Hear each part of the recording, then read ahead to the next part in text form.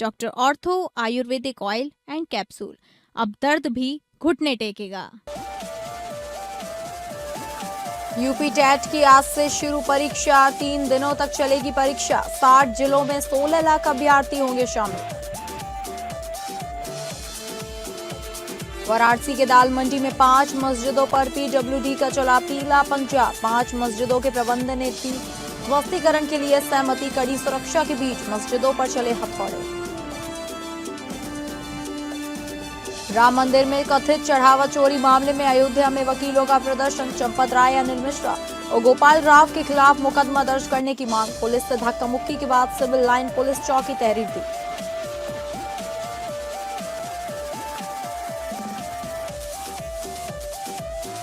नमस्कार, आप सभी का बहुत स्वागत है और मैं हूं आपके साथ अंकिता सिंह। शुरुआत करेंगे उत्तर प्रदेश बुलेटिन की, जहां यूपी टेट 2026 परीक्षा आज से शुरू हो गई है। लखनऊ में 2, 3 और 4 जुलाई को आयोजित होने वाली यूपी टेट 2026 परीक्षा को शांतिपूर्ण और निष्पक्ष ढंग से संपन्न कराने के लिए लखनऊ पुलिस ने व्यापक सुरक्षा व्यवस्था की है। लगभग 96,000 से अधिक अभ्यर्थियों के लिए 40 परीक्षा केंद्र बनाए गए हैं, जहां सुरक्षा और यातायात को लेकर विशेष इंतजाम किए गए हैं। उत्तर प्रदेश शिक्षा सेवा चयन आयोग प्रयागराज द्वारा आयोजित यूपी टेट 2026 की लिखित परीक्षा 2, 3 और 4 जुलाई को लखनऊ के 46 परीक्षा केंद्रों पर होगी।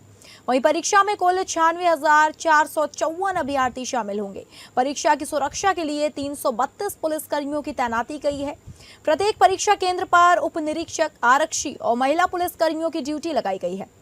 इसके अलावा गोपनीय परीक्षा सामग्री की सुरक्षा के लिए सशस्त्र पुलिस बल भी तैनात रहेगा। परीक्षा केंद्रों पर मोबाइल फोन, स्मार्ट वॉच और अन्य इलेक्ट्रॉनिक उपकरण पूरी तरह प्रतिबंधित रहेंगे। वहीं परीक्षा केंद्रों के 200 मीटर के दायरे में साइबर कैफे, फोटोकॉपी की दुकानें और पीसीओ बंद रहेंगे। परीक्षा के दौरान लाउड स्पीकर के इस्तेमाल पर भी रोक रहेगी। यातायात व्यवस्था को सुचारू बनाए रखने के लिए रेलवे स्टेशन, बस अड्डे, मेट्रो स्टेशन, टैक्सी स्टैंड और परीक्षा केंद्रों के आसपास अतिरिक्त यातायात पुलिस तैनात रहेगी। इसके साथ ही यूपी 112 पिंक पेट्रोल और एंटी रोमियो स्क्वाड भी लगातार गश्त करेंगे। लखनऊ पुलिस ने अभ्यर्थियों और उनके अभिभावकों से समय से परीक्षा केंद्र पहुंचे, नियमों का पालन करने और किसी भी अफवाह पर, भ्रामक सूचना पर ध्यान न देने की अपील की है। उत्तर प्रदेश टीईटी की परीक्षा 2 जुलाई, 3 जुलाई और 4 जुलाई को होनी है। जनपद लखनऊ के 46 सेंटरों पर 3 दिनों में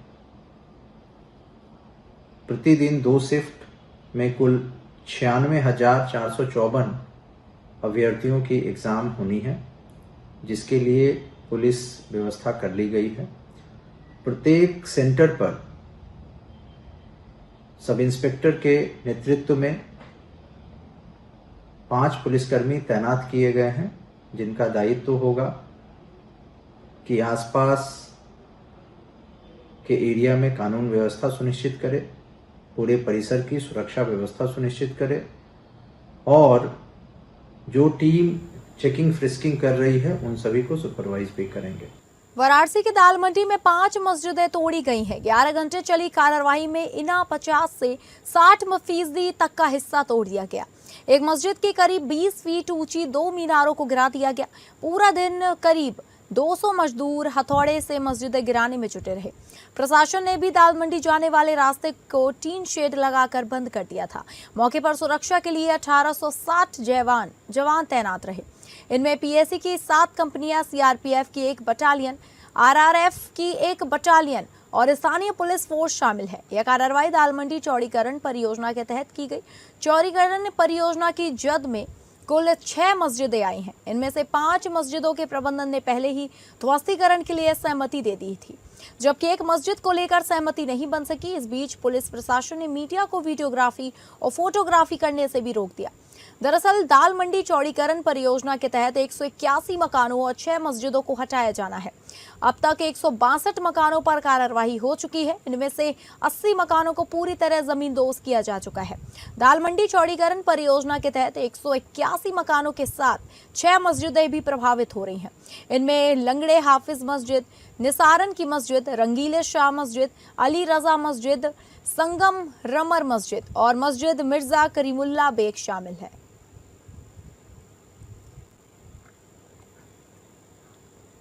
अयोध्या में अधिवक्ताओं का प्रदर्शन उस समय तेज हो गया जब बड़ी संख्या में वकील कचहरी से जुलूस निकालकर रामपथ की ओर बढ़े।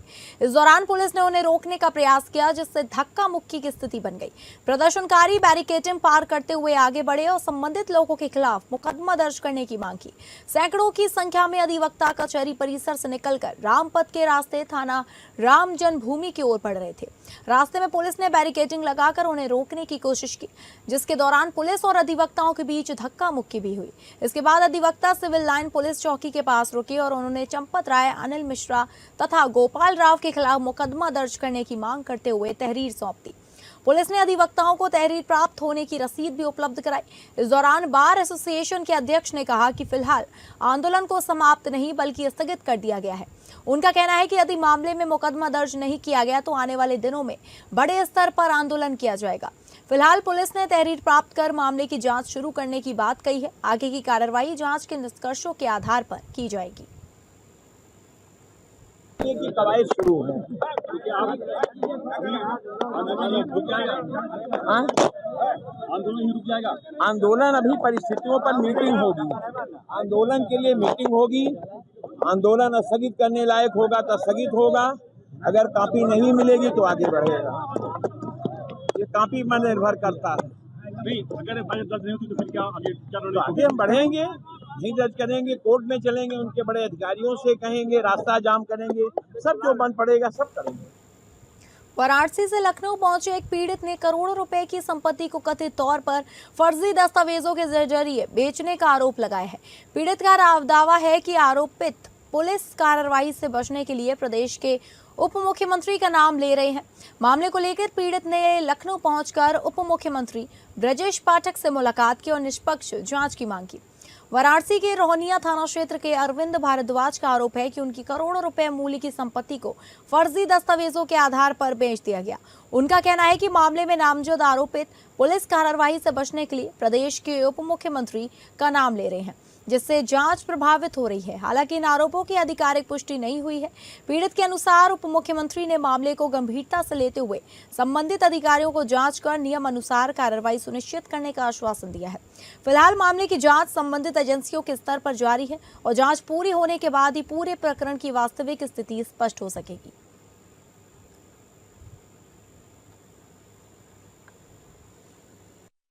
आदरणीय, मेरी समस्या ये रही है कि मेरे बड़े भाई साहब हैं जो 20 साल मुझसे बड़े हैं, उन्होंने मेरा पैतृक जो मकान है और वो सेवा रमानी परिवार को बेच दिया है। साथ में ही उनकी बेईमानी इतने ही नहीं रुकी, हमारे चाचा के लड़के हैं, बड़े भाई हैं, 72 साल उनकी उम्र है, इनका भी सारा हिस्सा सामूहिक हिस्सा था, वो भी उन्होंने बेच दिया है कूट दस्तावेज तैयार करके छल।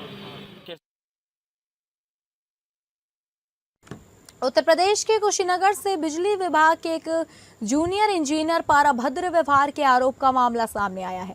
भाजपा के पूर्व जिला मंत्री ने आरोप लगाया है कि ट्रांसफार्मर में आग लगने की सूचना देने पर जेई ने उनके साथ फोन पर अभद्र भाषा का प्रयोग किया।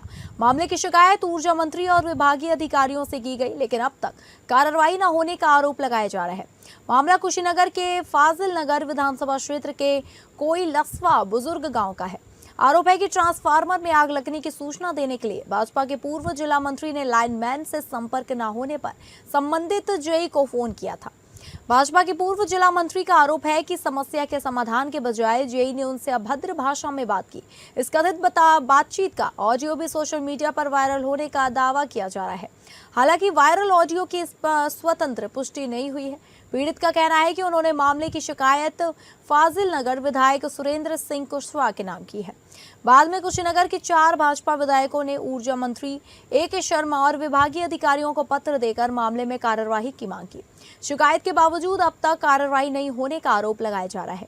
विधायक सुरेंद्र सिंह कुशवाहा का कहना है कि वरिष्ठ कार्यकर्ता के साथ कथित दुर्व्यवहार गंभीर मामला है और इसकी शिकायत ऊर्जा मंत्री तथा विभागीय अधिकारियों से की जा चुकी है। उनके अनुसार कार्रवाई की प्रक्रिया शुरू हो चुकी है और जल्द उचित निर्णय लिया जाएगा। हमारे रामवृक्ष गिरी जी जो पूर्व में जिला मंत्री रहे हैं, भारतीय जनता पार्टी के वरिष्ठतम कार्यकर्ता में से एक है और इस उम्र में भी जितनी मेहनत से वो पार्टी के कार्यों को करते हैं, सहयोग करते हैं और उनके साथ एक मामूली जेई ने, और सिर्फ यह कहने पर कि ट्रांसफार्मर जल रहा है, लाइट कटवा दीजिए, और उस जेई द्वारा उनके साथ बदतमीजी किया गया, अभद्र शब्दों का प्रयोग किया गया। इसके लिए हम लोग लखनऊ गए थे। हम 3-4 विधायक जाकर के ऊर्जा मंत्री से मिले, कार्रवाई की मांग किए। कार्रवाई के लिए पत्र आ भी गया हुआ है। हमारी एक्सीएन देवरिया और एससी देवरिया से बात हुई है।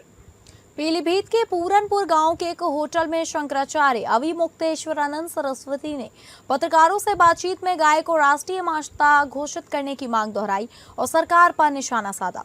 उन्होंने कहा, जिस सरकार ने गाय के नाम पर वोट लेकर सत्ता हासिल की है, वही आज इस मुद्दे पर राजनीति कर रहा है। उनका आरोप था कि गाय को राष्ट्रीय माता घोषित करने की मांग लंबे समय तक मुस्लिम विरोध के नाम पर टाली गई। शंकराचार्य ने कहा कि 78 साल बाद मुस्लिम समाज के लोगों ने भी गाय को राष्ट्रीय माता घोषित करने की मांग का समर्थन किया तथा गाय न खरीदने और न काटने का संकल्प लिया। उन्होंने दावा किया कि संकल्प का पालन भी किया गया, जिससे ईद के अवसर पर लाखों गाय कटने से बच गई। उन्होंने कहा, इसके बावजूद सरकार ने इस पहल की कोई सराहना नहीं की। उन्होंने कहा, जब वेद पुराणों में गाय को माता का दर्जा दिया गया तो केंद्र और राज्य सरकार को इसे राष्ट्रीय माता घोषित करने में क्या आपत्ति है। उन्होंने कहा, अब सभी समाज के लोग इस मुद्दे पर साथ आ रहे हैं और वे अपने मतदान का उपयोग उसी दल के समर्थन में करेंगे जो गाय को राष्ट्रीय माता घोषित करेगा। इसके साथ ही उन्होंने सवाल उठाया कि जब संत लोभ मोह त्याग कर भगवान की आराधना के लिए जीवन समर्पित करता है तो उसे मुख्यमंत्री की कुर्सी पर बैठने की आवश्यकता क्यों पड़ती है।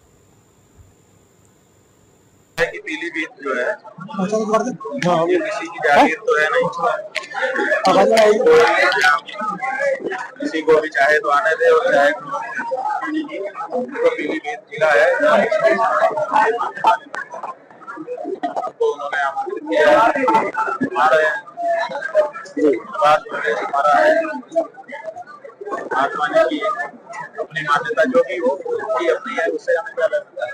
महाराज जी, राम मंदिर शास्त्रार्थ के लिए भी शास्त्रार्थ करें, तो हमारा स्वभाव है। लोग शंकराचार्य तो शास्त्रार्थ का स्वभाव लेके आते हैं। क्या दिक्कत है? हमें क्या दिक्कत है? शास्त्रार्थ करना हो करें। आगे बढ़ते हैं और अगली खबर का रुख करते हैं, जहां बरेली में 26 सितंबर 2025 को हुए दंगे के मुख्य आरोपी मौलाना तौकीर रजा से जुड़े मामले में प्रशासन ने बड़ी कार्रवाई की है। शहर कोतवाली थाना क्षेत्र के मोहल्ला सौदागरान में स्थित उनकी और उनके परिवार से जुड़ी संपत्ति को सील कर दिया गया है। प्रशासन की इस कार्रवाई को मुख्यमंत्री योगी आदित्यनाथ की सख्ती के बाद की गई बड़ी पहल माना जा रहा है। मामला मंदिर की जमीन को कथित रूप से अवैध तरीके से खरीदने और उस पर लैंड जिहाद फैलाने के आरोपों से जुड़ा बताया जा रहा है। इस कार्रवाई के बाद इलाके में तनाव और चर्चा का माहौल बना हुआ है। स्थानीय निवासी और मामले में पक्षकार लवलीन कपूर ने गंभीर आरोप लगाते हुए कहा कि पहले हिंदू परिवारों की संपत्तियां खरीदी गई और अब प्राचीन मंदिरों को भी निशाना बनाया जा रहा है। उन्होंने इसे एक सुनियोजित साजिश बताते हुए लैंड जिहाद का हिस्सा करार दिया। लवलीन कपूर के अनुसार मंदिर की लगभग 2000 वर्ग गज जमीन को धीरे धीरे खुर्द बुर्द किया गया और कथित तौर पर 1978 में एक साजिश के तहत मंदिर में चोरी की झूठी रिपोर्ट दर्ज कराई गई। आरोप है कि बाद में मंदिर के स्वरूप को बदलकर उसे मात्र 6x8 के छोटे कमरे में सीमित कर दिया गया ताकि जमीन को निजी संपत्ति के रूप में दिखाकर बेचा जा सके। मामले में प्रशासन की कार्रवाई के बाद स्थानीय लोगों में प्रतिक्रिया देखने को मिल रही है और पुलिस प्रशासन स्थिति पर नजर बनाए हुए है।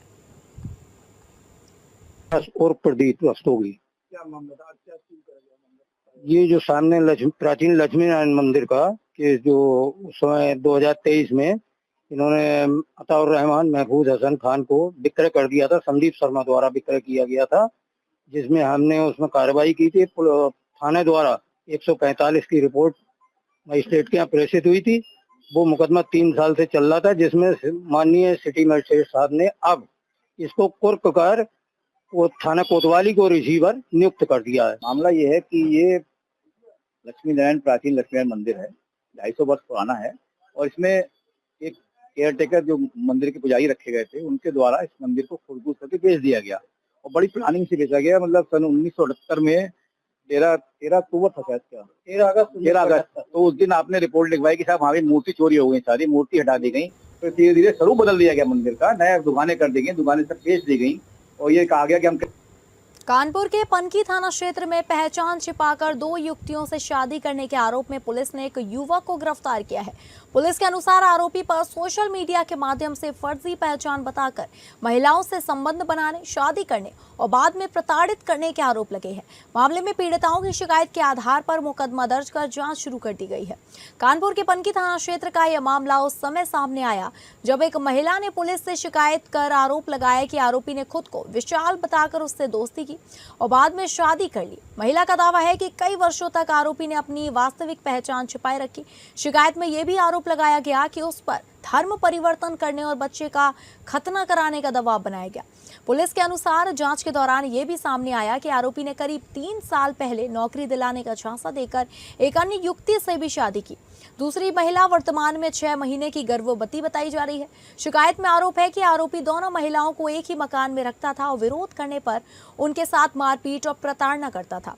सूचना मिलने पर पुलिस मौके पर पहुंची और दोनों महिलाओं को सुरक्षित बाहर निकाला। पीड़िता की तहरीर के आधार पर संबंधित धाराओं में मुकदमा दर्ज करते हुए आरोपी इरशाद को गिरफ्तार कर लिया गया है। पुलिस का कहना है कि मामले की गहन से जांच की जा रही है और जांच में सामने आने वाले तथ्यों के आधार पर आगे की कानूनी कार्रवाई की जाएगी। पहले प्यार, फिर शादी और उसके बाद धोखा। एक बार फिर से धर्मांतरण की शिकार हुई 2 युवती।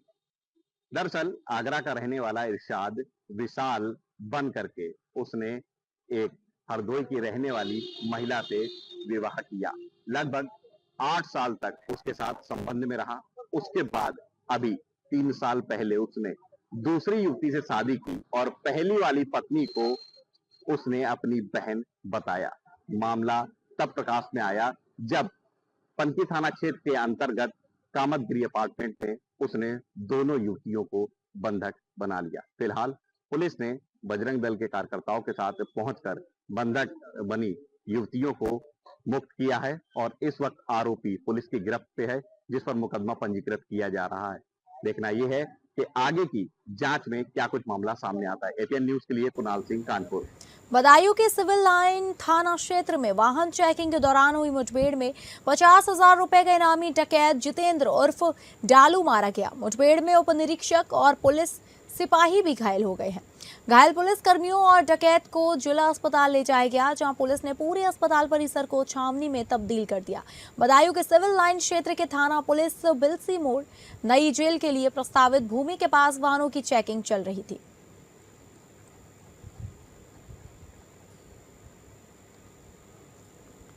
हमीरपुर जिले के सुमेरपुर कस्बे में खुद को चाकू मारने का मामला सामने आया है। इमिलिया वार्ड नंबर 9 में एक युवक ने अज्ञात कारणों के चलते खुद अपने पेट में चाकू मार लिया। घटना के समय युवक अपनी मौसी के घर पर मौजूद था। गंभीर हालत में परिजनों ने उसे सीएचसी में भर्ती कराया गया। पुलिस मामले की जांच कर रही है। सुमेरपुर कस्बे के इमिलिया वार्ड नंबर 9 में युवक मनोज अपनी मौसी के घर गया था। इसी दौरान किसी से बात करते करते उसने खुद अपने पेट में चाकू मार ली। अचानक हुई इस घटना से घर में हड़कंप मच गया। घायल अवस्था में परिजन तुरंत युवक को सुमेरपुर सीएचसी लेकर पहुंचे, जहां उसका इलाज चल रहा है। बलिया के सहेतवाड़ थाना क्षेत्र अंतर्गत महाराजपुर गांव में तिलक समारोह के दौरान बुधवार की देर रात मनबड़ बदमाशों ने एक युवक की गोली मार दी। घटना रात करीब 1:30 बजे की बताई जा रही है। पुलिस के अनुसार घायल युवक की पहचान अरुण यादव के रूप में हुई है। अरुण ने पुलिस को बताया कि वह तिलक समारोह में शामिल होने गया था। इसी दौरान उसको 2 परिचितों रितेश पासवान तथा अमित कुमार राव से किसी बात को लेकर कहासुनी हो गई। विवाद बढ़ने पर आरोप है कि दोनों ने मिलकर उसके सीने में गोली मार दी।